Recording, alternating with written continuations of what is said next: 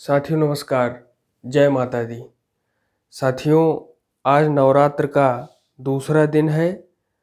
माँ सिद्धिदात्री के चरणों में प्रणाम करते हुए हम अपनी बात की शुरुआत करते हैं और साथ ही आज हिंदू हृदय सम्राट हम सब के मन मस्तिष्क पर सदैव अपनी छाया और अपने विचारों से, अपने कार्यों से हम सबको प्रभावित करने वाले और हमारे प्रेरणा स्रोत, युवाओं के आइकन छत्रपति शिवाजी महाराज की आज पुण्यतिथि है।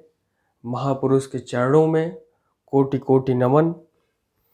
और साथ ही महान स्वतंत्रता संग्राम सेनानी और रेमन मैग्सेसे पुरस्कार से सम्मानित कमला देवी चट्टोपाध्याय जी की भी आज जन्म जयंती है।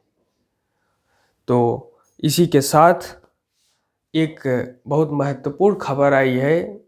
उत्तर प्रदेश की सरकार ने यह फैसला लिया है कि वे जल्द ही लैपटॉप, टैबलेट और स्मार्टफोन वितरण कार्यक्रम को तेजी से छात्रों में बांटने का कार्य शुरू करने वाले हैं। तो इस अच्छी और शुभ खबर के साथ हम आज शुरुआत करने चल रहे हैं सॉफ्टवेयर पर चर्चा करने की। और सॉफ्टवेयर में आज हम application software, system software, package और यूटिलिटी पर बात करेंगे। तो सबसे पहले बात हम एप्लीकेशन सॉफ्टवेयर की करते हैं। तो एप्लीकेशन सॉफ्टवेयर कंप्यूटर प्रोग्राम है जो विशेष प्रकार के कार्य करने के लिए डिजाइन किया जाता है, जैसे कि payroll, inventory, word processing, graphics और स्प्रेडशीट। और इनका डिजाइन कार्य पर निर्भर करता है। एप्लीकेशन प्रोग्राम से टेक्स्ट संख्याएं, ग्राफिक्स या तत्वों के संयोजन पर भी बल दे सकते हैं। और इनको जो है दो वर्गों में बांटा गया है, एक सामान्य उद्देश्य और एप्लीकेशन समर्पित सॉफ्टवेयर। हमने सॉफ्टवेयर की चर्चा करते समय सॉफ्टवेयर पर बात नहीं की, तो सॉफ्टवेयर पर भी चर्चा कर लेते हैं। तो हार्डवेयर स्वयं कुछ भी नहीं कर सकता।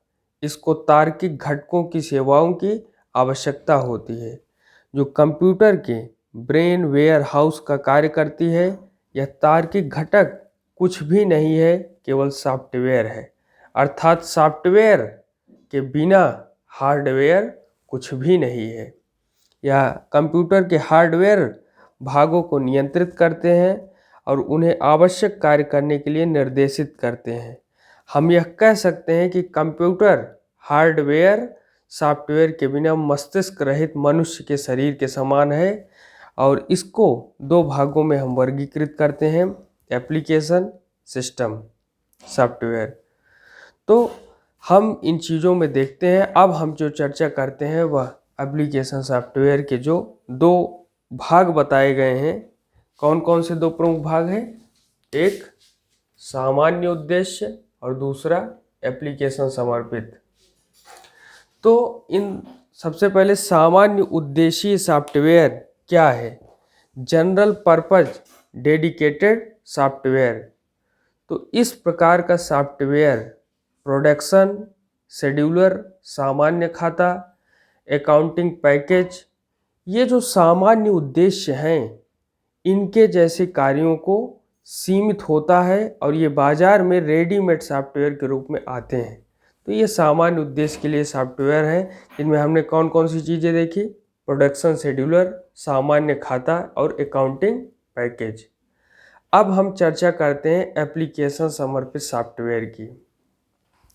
तो इस प्रकार के सॉफ्टवेयर टेलर मेड सॉफ्टवेयर होते हैं, जो यूजर की सभी आवश्यकताओं को प्राप्त करने के लिए डिजाइन किए गए हैं। किंतु इस प्रकार के सॉफ्टवेयर किसी यूजर की साइट पर सीधे स्थापित नहीं किए जा सकते, क्योंकि एक यूजर की आवश्यकता अन्य यूजर की आवश्यकता से भिन्न होती है।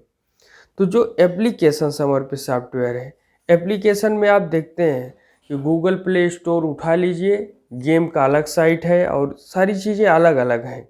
शिक्षा का क्षेत्र हो, गेम का हो, स्वास्थ्य का हो, सबका अलग अलग है। तो गेम में हम देखते हैं कि कंप्यूटर सॉफ्टवेयर गेम, एक किसी ने गेम बना लिया। अब जैसे जो गेम बहुत चर्चित है फ्री फायर और पबजी, तो जो जिसने इस गेम को बनाया, एक बार उन्होंने सॉफ्टवेयर को जो है बना दिया, कंप्यूटर सॉफ्टवेयर गेम को, और वो लगातार बेच रहे हैं और अपने सिस्टम को चला रहे हैं। फिर ऐसे कंप्यूटर डिजाइनिंग सॉफ्टवेयर, जैसे माइक्रोसॉफ्ट आज कंप्यूटर डिजाइनिंग के क्षेत्र में, अकाउंटिंग के क्षेत्र में, डाटा फीडिंग के क्षेत्र में बहुत बड़ी भूमिका निभा रहा है।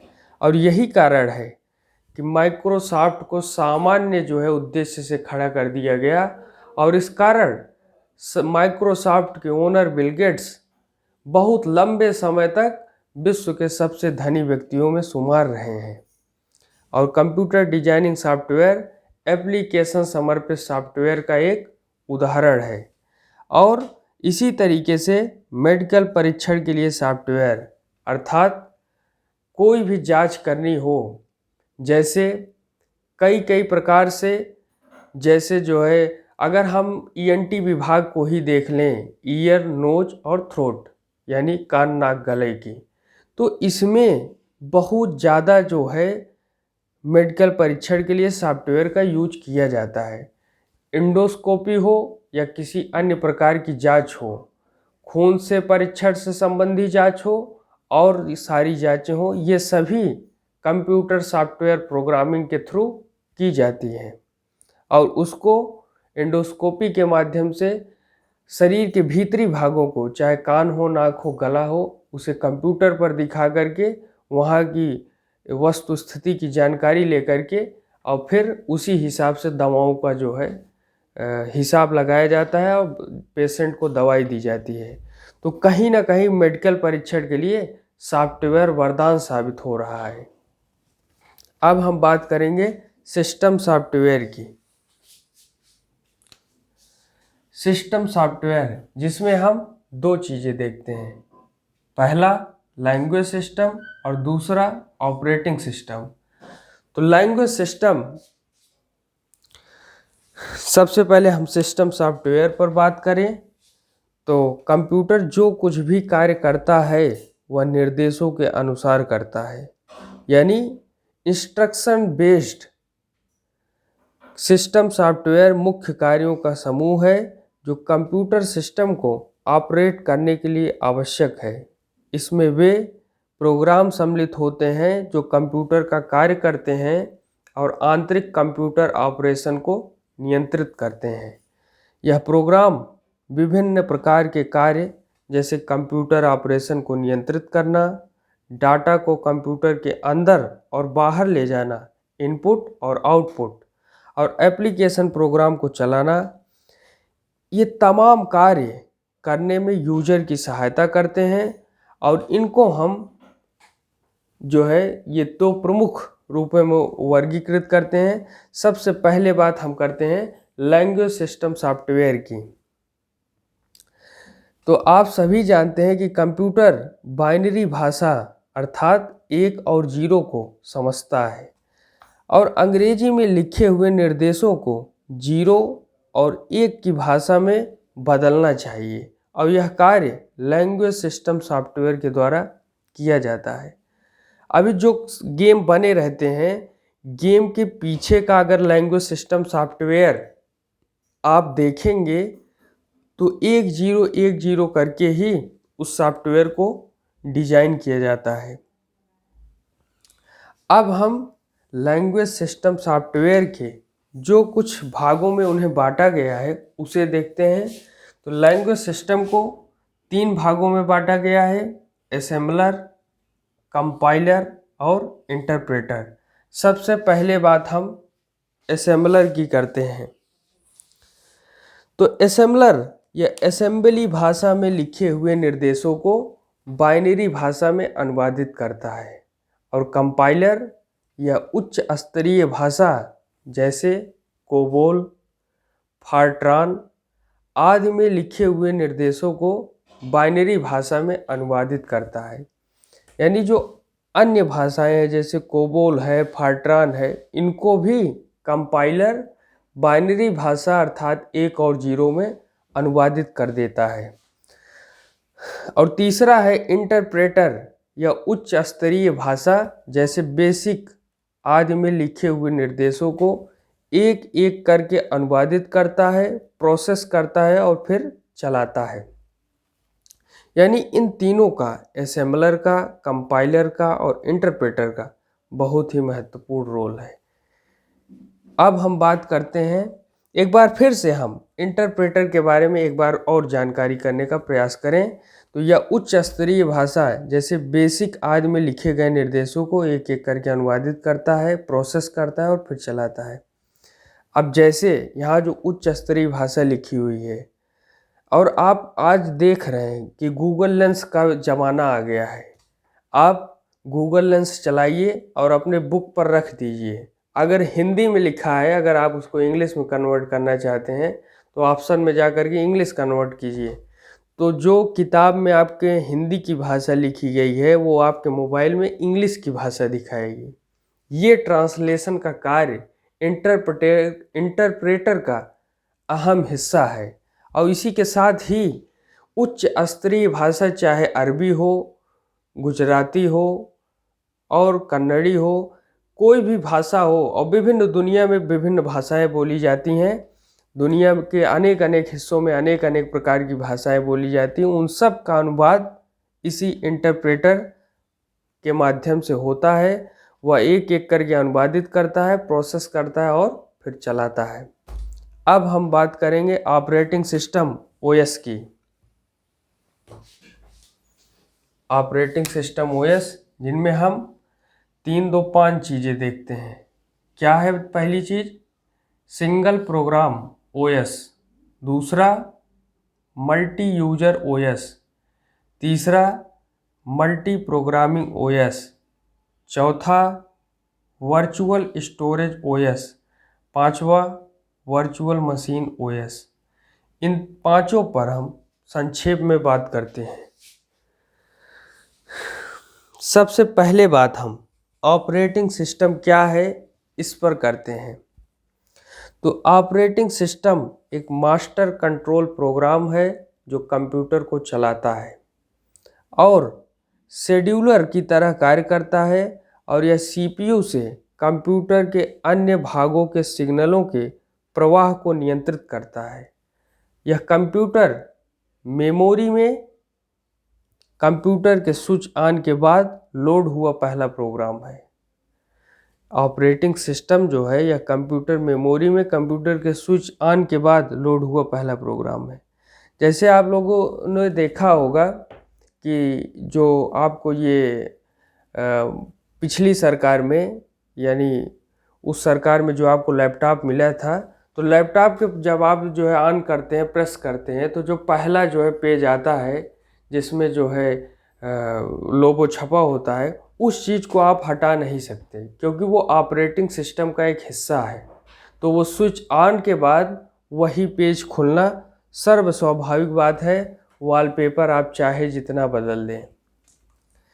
तो इस तरीके से कंप्यूटर मेमोरी में कंप्यूटर के स्विच ऑन के बाद लोड हुआ पहला प्रोग्राम ऑपरेटिंग सिस्टम है। उदाहरण के लिए MS DOS, Unix, Linux, Windows, ये सभी क्या है? ऑपरेटिंग सिस्टम है। तो आप देखते हैं कि विंडोज़ में कई जो है विंडोज़ 7, विंडोज़ 8, विंडोज़ 10, आज विंडोज़ 10 का प्रोग्रामिंग बेहतर है। लाइनक्स देखते हैं, लाइनक्स को चलाना काफ़ी कठिन होता है, और हर मोबाइल में अगर विंडोज़ 10 है तो लाइनक्स रहता ही है। और लाइनक्स आप चलाना कठिन होता है क्योंकि उसकी प्रोग्रामिंग अलग तरीके से की जाती है। और इसी तरीके से यूनिक्स है और MS DOS है। और माइक्रोसॉफ्ट विंडोज़ XP प्रोफेशनल, यह बहुत जो है महत्वपूर्ण रोल निभाया और माइक्रोसॉफ्ट ने इससे जो है खूब कमाई भी की। अब हम बात करते हैं सिंगल प्रोग्राम OS। तो यह एक समय में केवल एक एप्लीकेशन चलाता है। सिंगल प्रोग्राम का यही काम ही है, नाम से ही पता जानकारी मिल रही है कि सिंगल प्रोग्राम, केवल एक एप्लीकेशन। मल्टी यूजर OS, इसकी सहायता से एक समय में अनेक यूजर कंप्यूटर प्रयोग कर सकते हैं। नाम से ही स्पष्ट है, मल्टी यूजर तो एक ही समय में अनेक यूजर इसे प्रयोग कर सकते हैं। मल्टी प्रोग्रामिंग ओएस, या एक समय में एक से ज़्यादा प्रोग्रामों को चलाता है, तो मल्टी प्रोग्रामिंग हो गया। वर्चुअल स्टोरेज ओएस, यह प्रोग्राम बहुत बड़ा होता है जो प्राइमरी मेमोरी में पूर्ण रूप से आता है। तो अगर वर्चुअल स्टोरेज ओएस की बात करें तो यह प्रोग्राम बहुत बड़ा होता है और प्राइमरी मेमोरी में पूर्ण रूप से आता है। अब बात करें वर्चुअल मशीन ओएस, तो यह प्रत्येक यूजर को एक इम्प्रेशन देता है और प्रत्येक यूजर पूरे कंप्यूटर पर नियंत्रण रखता है, लेकिन प्रत्येक यूजर मुख्य कंप्यूटर को भी साझा करता है। तो वर्चुअल मशीन ओएस का बहुत ही महत्वपूर्ण रोल है। अब हम बात करते हैं पैकेज और फिर बात करेंगे यूटिलिटी की। पैकेज और यूटिलिटी। पैकेज आप जान ही रहे हैं कि किसी चीज़ को पैक करना, सजाना और उसे जो है सुरक्षित करना, ये पैकेज का हिस्सा है। और यूटिलिटी क्या है, सॉफ्टवेयर की क्या उपयोगिता है, इसमें हमें इस चर्चा को। तो पैकेज एक कंप्यूटर एप्लीकेशन है जो एक या ज़्यादा विशेष प्रोग्रामों से मिलकर बना होता है। ये एक विशेष प्रकार के काम जैसे अकाउंट व्यवस्थित करना, इंजीनियरिंग अनुप्रयोग आदि आते हैं। अकाउंटिंग पैकेज और स्प्रेडशीट पैकेज कई संगठनों की आवश्यकता की पूर्ति के लिए डिज़ाइन किए जाते हैं। ये व्यापारिक application, engineering design, home application, teaching आदि से संबंधित होते हैं। जैसे व्यापारिक एप्लीकेशन, आप इसके बारे में देखेंगे तो कृषि से संबंधित भी कई सारे एप्लीकेशन आज मौजूद हैं। एग्री सेंट्रल एक ऐसा ऐप है जिसमें आप खेती किसानी से संबंधित अगर किसी फसल में कोई कीटाणु लग गए तो उसको आप उसमें बिंदु बताता है कि ये जो है ये दवाई आप डाल सकते हैं। हालांकि किसान को बिना डॉक्टर के सलाह के, बिना जो है कृषि वैज्ञानिक के सलाह के कोई भी दवा डालने की ज़रूरत नहीं होती। अपने नज़दीकी जो है दुकानदार से संपर्क सूत्र स्थापित करके तब जो है आप अपने खेतों में कोई भी दवा का उपयोग करें। तो व्यापारिक एप्लीकेशन है, इसी तरीके से इंजीनियरिंग डिजाइन है। और इसमें हम देखते हैं कि Microsoft Excel, Microsoft Access, Microsoft Visual Fox Pro 6.0, Adobe Photoshop 6.0, तो ये सारी चीज़ें हम देखते हैं कि इलेक्ट्रॉनिक स्प्रेडशीट हो, चाहे डाटाबेस सिस्टम हो, डाटाबेस सिस्टम हो, ग्राफिक सॉफ्टवेयर हो, तो ये सारी चीज़ें हम देखते हैं। अब हम यूटिलिटी की बात करेंगे, उपयोगिता की। तो यूटिलिटी एक प्रोग्राम है जो कंप्यूटर सिस्टम को संभालने के लिए डिज़ाइन किया जाता है। यूटिलिटी प्रोग्राम के अनेक उदाहरण हैं, जैसे स्टोरेज, बैकअप प्रोग्राम, डिस्क और फाइल रिकवरी प्रोग्राम, ये सभी आते हैं। इन्हें हम सर्विस प्रोग्राम भी कहते हैं। ये रूटीन्स हैं जो विभिन्न कार्य जैसे टेक्स्ट या प्रोग्राम का संपादन करना, प्रोग्राम से लॉजिकल त्रुटियों को दूर करना, रिकॉर्डों को एक विशेष क्रम में व्यवस्थित करना, ये सारी चीज़ें यूटिलिटी का हिस्सा है। बैकअप यूटिलिटी और डिस्क डिफ्रैगमेंटर, ये सारी चीज़ें यूटिलिटी में आती हैं। और अगर हम कुछ यूटिलिटी प्रोग्राम की बात करें तो इनमें हम देखते हैं text editor, debugging tool, sort और merge, backup utility, file manager, disk defragmenter, file transfer wizard, linker, ये सभी जो है यूटिलिटी प्रोग्राम के हिस्सा हैं, उदाहरण हैं। आगे हम ह्यूमन वेयर और system analyst, programmer, data entry operator और स्किनवेयर, इन सभी बिंदुओं पर बात करेंगे। और इसमें एक खेलने का भी खेल जिससे हम खेलते हैं जॉयस्टिक, उस पर भी विस्तार से बात होगी। आज इतना ही, आगे हम चर्चा जारी रखेंगे। धन्यवाद। जय माता दी।